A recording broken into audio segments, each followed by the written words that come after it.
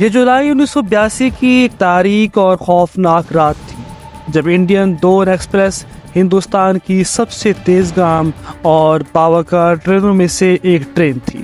دلی کے سرائے rubella station سے دہرادون کے لیے روانہ ہوئی۔ ٹرین مسافروں سے کھچا-کھچ بھری ہوئی تھی۔ ٹرین میں کل 18 بوگیاں تھیں اور ہر بوگی ہر قسم کے مسافروں سے مکمل طور پر بھری ہوئی تھی۔ ٹرین کے مسافروں میں کچھ فیملیز، بزنس مین اور طلباء شامل تھے۔ مسافروں میں بھرپور جوش بھرا ہوا تھا کیونکہ ٹرین کے سفر کا ایک الگ ہی رومانس ہوتا ہے اور دون ایکسپریس اپنے وقت کی تیز ترین ٹرین تھی۔ ٹرین کے سفر میں رومانس بھرا ہوا تھا۔ ٹرین اپنے مخصوص پلیٹ فارم نمبر 4 پر موجود۔ ٹرین کے تمام مسافر اپنی اپنی سیٹوں پر براجمان ہو چکے تھے۔ یہ زمانہ آپس میں خوشگپیوں کا زمانہ تھا۔ لوگوں کے پاس سیل فون جیسی ڈیجیٹل ضرورت نہیں ہوتی تھی۔ سفر کو خوشگوار گزارنے کے لیے لوگ ایک دوسرے کو مختلف قسم کی کہانیاں اور لطیفوں سے محظوظ کرتے تھے۔ رات 12:30 بجے دون ایکسپریس روانہ ہوئی۔ رات کے اندھیرے میں الوداعی وhistle کے ساتھ ٹرین پلیٹ فارم نمبر 4 کو چھوڑ کر منزل کی طرف رواں دوا ہو جاتی ہے۔ تبھی ڈرائیور کو انتظامیہ کی طرف سے لیٹر موصول ہوتا ہے۔ ٹرین کی بوگی نمبر 7 میں ایک سرکاری سیف موجود ہے۔ سرکاری سامان کو ہر صورت بآسانی اور محفوظ طریقے سے منزل پر پہنچانا ہے۔ لیٹر ان چند سطور کے ساتھ اختتام پذیر ہو گیا۔ ٹرین اپنی مکمل سپیڈ کے ساتھ سفر کی جانب گامزن تھی۔ رات کی چاندنی کو بادلوں نے گھیر رکھا تھا اور پھر مغربی جنگل سے کچھ پہلے بارش برسنے لگتی ہے۔ بارش اور بجلی کی چمک نے ماحول کو گہرا اور خوفناک بنا دیا تھا۔ مغربی جنگل بہت خوفناک جانوروں اور خونخوار درندوں سے بھرا ہوا تھا۔ پچھلے کچھ مہینوں میں وہاں دہشت کا راج تھا۔ لوگ دن کو بھی اس طرف سفر نہیں کرتے تھے۔ البتہ رات کو دون ایکسپریس کو اس خونخوار جنگل سے اپنی تمام تر سپیڈ کے ساتھ گزرنا پڑتا تھا۔ جنگل کی خوفناکی کی وجہ خونخوار جانور نہیں تھے بلکہ بہت سے لوگوں نے وہاں چڑیلوں اور بھوتوں کو دیکھا تھا۔ ان چڑیلوں کی آنکھوں سے نکلنے والی روشنی بہت سے مسافروں کو اندھا کر چکی تھی، مگر اس کے علاوہ بہت سے ٹرینوں کو جنگل سے گزرتے ہوئے لوٹ لیا جاتا تھا۔ پچھلے چند مہینوں میں ایسے کچھ واقعات رونما ہو چکے تھے۔ ٹرین ہارن بجاتی تیزی سے آگے روانہ ہوتی ہے۔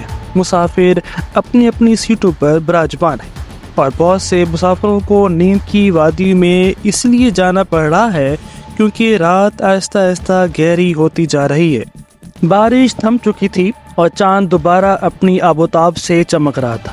جنگل اور ٹرین کا فاصلہ کم ہونے لگا تھا۔ ٹرین اپنی مکمل سپیڈ سے جنگل کی جانب بڑھتی چلی جا رہی تھی کہ اچانک ایک بوگی میں شور اٹھا۔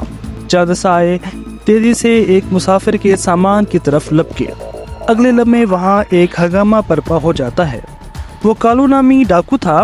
اس کے چند اسلحہ بردار ہواری بھی ساتھ موجود تھے۔ انہوں نے پستول اور لوہے کے راڈ اٹھا رکھے تھے۔ انہوں نے اسلحہ کے زور پر لوگوں کو لوٹنا شروع کر دیا۔ ظلم بڑھتا گیا۔ عورتوں سے ان کا قیمتی سامان بھی لوٹ لیا گیا۔ بہت سے بچوں کو مار دیا گیا اور چند ڈاکو نے اس سرکاری سیف کو بھی لوٹ لیا۔ مسافر خاموش اور مظلومیت کا شکار ہو گئے۔ وہ کونوں میں سیٹوں کے نیچے دبکے ہوئے تھے۔ کچھ لوگ فریاد کر رہے تھے کہ جو لینا ہے لے لو مگر ہمارے بچوں کو کچھ نہ کہو۔ مگر کالو نے بہت سے معصوم بچوں کو موت کے گھاٹ اتار دیا۔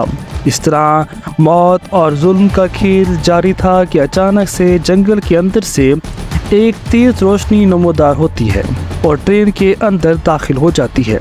لوگوں کی آنکھیں چندھیا جاتی ہیں اور روشنی بہت تیز اور بینائی کو محروم کر دینے والی تھی۔ قدرت کا انتقام جوش میں آیا اور سارے ڈاکو سامان چھوڑ کر اپنی آنکھوں کو بچانے لگے۔ وہ روشنی اتنی تیز ہوتی ہے کہ تمام کے تمام ڈاکو رونے لگتے ہیں۔ ان کی چیخیں آسمان تک پہنچنا شروع ہو جاتی ہیں۔ چند ہی لمحوں میں ان کی آنکھیں پھٹ جاتی ہیں اور پانی بن کر باہر نکل آتی ہیں۔ مسافروں کی آنکھیں مکمل طور پر کام کر رہی تھی۔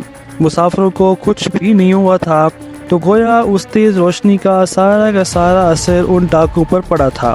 وہ اپنے سامنے ظلم کرنے والوں کا عبرتناک انجام دیکھ رہے تھے۔ چند ہی لمحوں میں تمام ڈاکو زمین میں دھنستے چلے گئے۔ کچھ ڈاکو بوگیوں سے باہر جا گرے اور دردناک موت کا شکار ہو گئے۔ ٹرین اگلی صبح منزل پر پہنچی تو دون ایکسپریس کو بھوت ٹرین کا نام دیا جا چکا تھا۔